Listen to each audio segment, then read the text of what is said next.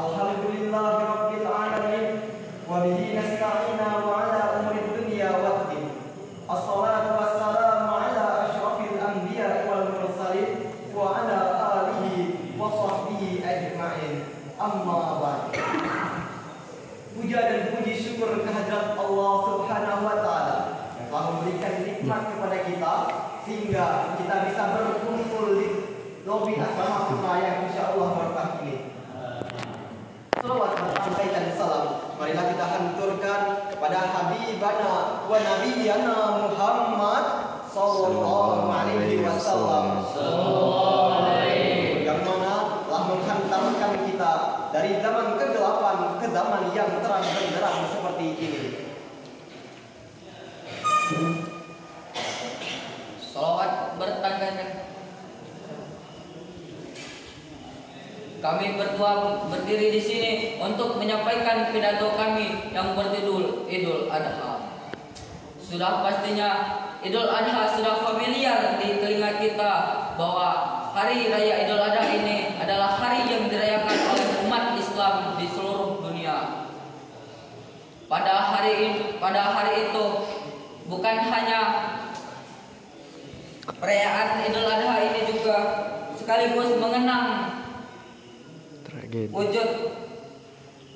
wujud cinta Nabi Ibrahim kepada Allah Subhanahu wa taala yang bermula dari kisah dia dan putranya yang bernama Ismail. Pada suatu hari Nabi Ibrahim berdoa kepada Allah untuk meminta keturunan dan hingga dikabulkanlah oleh Allah Subhanahu wa taala dan lahirlah Ismail. Pada kelahiran Ismail tersebut Allah memerintahkan Ibrahim untuk keluar dari kota Palestina dan membawa anak dan istrinya. Berhari-hari mereka lalui melewati padang gersang hingga tibalah di suatu lembah, yakni lembah Makkah, atau lebih kita kenal sekarang yakni kota Makkah. Saat datang di kota Mekah, Nabi Ibrahim meninggalkan anak dan istrinya Siti Hajar dengan perbekalan makanan dan minuman seadanya. Dengan penuh kekhawatiran dan kecemasan, Nabi Ibrahim hanya dapat berdoa kepada Allah Subhanahu wa taala. Namun apa? Nabi Ismail dan Siti Hajar mampu hidup dengan perbekalan seadanya. Hingga Nabi Ismail tumbuh dewasa di kota Mekah dengan didikan kedua orang tuanya. Hingga suatu hari Nabi Ibrahim bermimpi untuk menyembelih anaknya. Dan dia pun memberitahu bahwa ia akan bermimpi itu kepada anaknya. Wahai anakku, aku bermimpi menyembelihmu, maka bagaimana pendapatmu? Sebagaimana tertera pada surah As-Saffat ayat 102. Hingga Nabi Ismail menjawab dengan senang hati, wahai ayahku, lakukanlah sebagaimana apa yang diperintahkan Allah kepadamu. Niscaya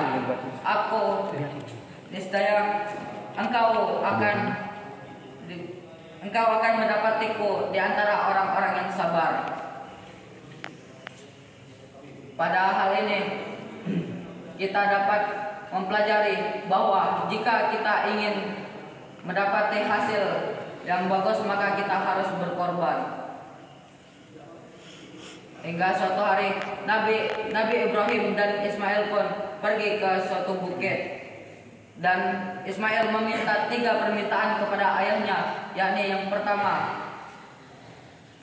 ia meminta kaki dan tangannya diikat agar dia tidak bisa meronta. Yang kedua, pisaunya harus diasah dengan sangat tajam hingga dia tidak bisa merasakan sakit. Dan yang ketiga, pakaian yang dipakai olehnya untuk dibawa pulang agar menjadi kenang-kenangan yang terakhir kepada ibunda tercintanya, yakni Siti Hajar. karena ketakwaan Nabi Ibrahim dan Ismail tersebut, Allah Subhanahu wa taala menurunkan seekor kambing agar untuk menggantikan Ismail tersebut.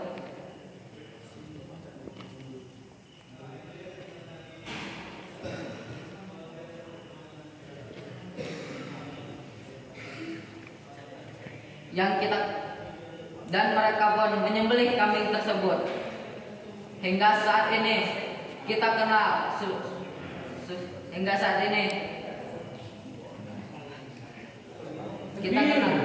Allahu Akbar. Allahu Akbar. Allahu Akbar. Hingga saat ini kita kenal bahwa berkurban pada Idul Adha bukanlah hanya untuk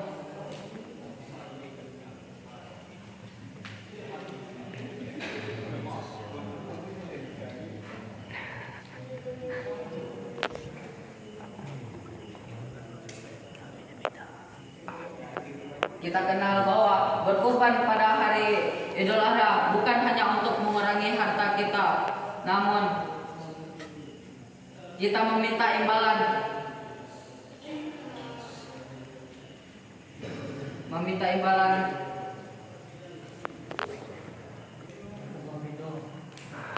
keridhaan dari Allah Subhanahu wa taala.